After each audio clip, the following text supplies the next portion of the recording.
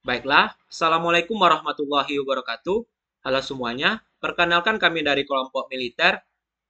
Pada kesempatan kali ini, kami akan menjelaskan metode heuristic search, di mana metode yang kami pilih yaitu genetic search dengan sistem robotics. Dengan beranggotakan Aska, Muhammad Raka Hertawan, dan Muhammad Zidane. Nah, baiklah langsung saja. Yang pertama akan dijelaskan oleh Aska. Kepada Aska dipersilakan.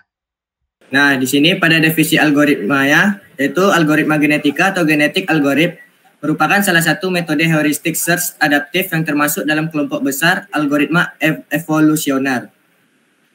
Genetik algoritma ini sebagai pendekatan pencarian cerdas yang memanfaatkan data historis dan variasi populasi untuk mengarahkan proses pencarian menuju wilayah-wilayah dengan potensi solusi yang lebih baik dalam ruangan solusi yang luas. Metode ini sering digunakan untuk menyelesaikan masalah optimasi dan pencarian kompleks, di mana pendekatan konvensional sulit diterapkan secara efisien. Nah, selanjutnya itu tujuan genetik algoritma. Yang pertama, mengoptimalkan kinerja robot. Tujuannya itu mencari solusi terbaik yang dapat meningkatkan efisiensi operasional robot, baik dalam hal waktu, energi, ataupun sumber daya lainnya. Yang kedua, penyelesaian masalah kompleks. Nah, pada penyelesaian masalah kompleks itu, dia mengatasi masalah pencarian yang sulit diselesaikan secara langsung dengan metode konvensional, seperti perencanaan jalur robot atau pengaturan koordinasi antara beberapa robot. Yang ketiga, adaptasi terhadap lingkungan dinamis, yaitu menghadapi kondisi lingkungan yang berubah-ubah dengan kemampuan untuk menyesuaikan strategi atau jalur secara dinamis. Yang keempat, meningkatkan kemandirian robot. Dia akan membantu robot untuk memecahkan masalah tanpa perlu intervensi manusia, meningkatkan kemampuan robot untuk beroperasi secara mandiri. Nah, selanjutnya itu langkah-langkah algoritma genetic search. Yang pertama itu inisialisasi populasi. Populasi awal didefinisikan sebagai kumpulan solusi awal yang dihasilkan secara acak atau berbasis aturan tertentu. Yang kedua, evaluasi kecocokan. Setiap individu dalam populasi diukur menggunakan fungsi fitness. Fungsi ini mengukur seberapa baik solusi tersebut menyelesaikan masalah yang dihadapi. Hasil evaluasi ini akan menjadi dasar untuk langkah seleksi. Yang ketiga, inisialisasi populasi. Proses seleksi dilakukan untuk memilih individu terbaik yang memiliki probabilitas lebih tinggi untuk menghasilkan keturunan. Teknik seleksi yang umum digunakan mencakup yang pertama itu roulette, wheel selection, tournament selection, dan yang terakhir elitis. Yang keempat yaitu rekomendasi atau crossover. Individu terpilih dikombinasi untuk menciptakan individu baru. Proses ini meniru mekanisme reproduksi genetik. Beberapa metode crossover yang umum digunakan adalah yang pertama itu single point crossover, yang kedua two point crossover, dan yang ketiga uniform crossover. Selanjutnya yaitu ada mutasi. Setelah crossover, individu baru dapat mengalami mutasi untuk meningkatkan keragaman genetik. Mutasi dilakukan dengan mengubah sebagian. Dan yang keenam, evaluasi ulang dan penggantian individu yang dihasilkan dari proses crossover dan mutasi dievaluasi kembali menggunakan fungsi fitness. Generasi baru dibentuk dengan mengganti individu yang lebih lemah dengan individu baru berdasarkan strategi tertentu. Yang ketujuh, pengulangan. Yaitu langkah-langkah sebelumnya diulang hingga salah satu kriteria penghentian terpenuhi. Dan yang terakhir, penyimpanan hasil. Hasil akhir berupa individu dengan nilai fitness terbaik di antara semua generasi yang telah diproses. Kemudian saya akan menjelaskan contoh studi kasusnya.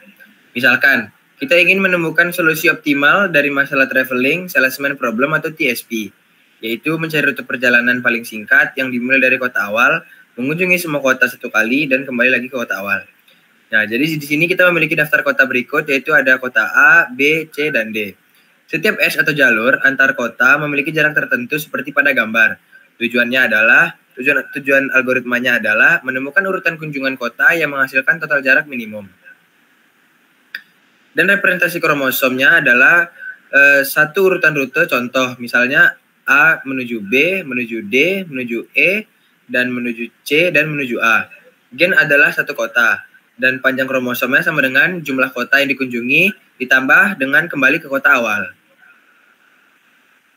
Langkah-langkah genetic search-nya adalah inisialisasi populasi, dan kita akan di sini membuat 4 rute acak. Misalnya, kota K1 itu A menuju B, menuju C, menuju D, menuju E, dan menuju A. Dan K2-nya itu ada A menuju C, menuju E, menuju D, menuju B, dan menuju A. Dan K3-nya adalah A menuju E, menuju D, menuju C, menuju B, dan menuju A. Dan yang terakhir itu ada K4. Yang pertama itu dimulai dari A, kemudian ke D, menuju C, menuju B, menuju E, dan menuju A. Dan berikut adalah grafiknya. Dan dari hasil grafik yang sudah dibuat ini, maka akan menghasilkan tabel nilai fitness setiap kromosom. Jadi kromosom pada K1 itu berjumlah 23 fitness, dan kromosom pada K2 itu berjumlah 24 fitness, dan kromosom pada K3 itu berjumlah 27 fitness, dan K4 itu berjumlah 25 fitness. Jadi rute tercepatnya itu adalah K1, yaitu A, B, C, E, dan A. Nah, baiklah, pada pembahasan selanjutnya di sini kami akan membahas algoritma searching robotics dengan studi kasusnya vacuum cleaner, di mana algoritma searching pada robot vacuum cleaner ini bertujuan untuk menentukan jalur yang optimal agar seluruh area dapat dibersihkan tanpa redundansi. Algoritma ini dirancang untuk memaksimalkan efisiensi pembersihan dengan meminimalkan waktu dan energi yang digunakan. Dalam prosesnya, algoritma ini memanfaatkan data yang diperoleh dari berbagai sensor seperti inframerah, ultrasonik, atau kamera untuk mendeteksi lingkungan sekitar, seperti dinding, furniture, atau rintangan lainnya. Data ini kemudian diolah untuk menghasilkan keputusan tentang arah ataupun pola pergerakan robotnya. Di mana pada vacuum cleaner ini menggunakan algoritma SLAM, di mana SLAM ini singkatan dari Simultaneous Localization and Mapping, di mana algoritma ini yang memungkinkan robot untuk secara bersamaan melakukan dua tugas penting, yaitu localization atau lokasi, di mana ia menentukan posisi robot dalam suatu lingkungan yang tidak dikenal. Lalu yang kedua itu mapping atau pemetaan, di mana membuat peta lingkungan tersebut secara real time. Di mana cara kerja SLAM dalam vacuum cleaner. Yang pertama, pengumpulan data sensor. Robot menggunakan berbagai sensor seperti lidar, kamera, atau sonar untuk mengamati lingkungan. Sensor ini mendeteksi fitur-fitur seperti dinding, rintangan, atau objek lainnya. Di mana yang kedua yaitu pemetaan lingkungan. Data yang diperoleh dari sensor diproses untuk membangun referensi seperti lingkungan dalam bentuk peta seperti grid map atau graph map. Yang ketiga yaitu estimasi posisi robot. Bersamaan dengan pembuatan peta, SLAM menghitung posisi robot di dalam peta dengan menggunakan algoritma probabilistik. Contohnya, Kalman filter atau particle filter. Yang keempat, iterasi berkelanjutan. Atau proses yang berlangsung secara iteratif atau berulang, di mana setiap langkah baru memperbarui peta dan posisi robot. Nah, jadi apa sih kelebihan SLAM ini? Di mana yang pertama yaitu akurasi tinggi. SLAM memungkinkan robot untuk memahami lingkungan secara lebih akurat, bahkan kondisi ruangan berubah-ubah.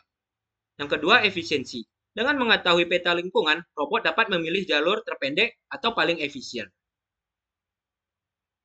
Yang terakhir yaitu dapat digunakan di lingkungan yang tidak diketahui sebelumnya, seperti ruangan baru atau area dengan banyak rintangan, atau yang biasa disebut fleksibilitas. Baiklah, dengan berakhirnya penjelasan metode heuristic search dengan metode genetic search dengan temanya robotics, maka video ini berakhir. Maaf apabila ada salah kata atau salah penyampaian. Kami dari kelompok militer izin undur diri. Assalamualaikum warahmatullahi wabarakatuh.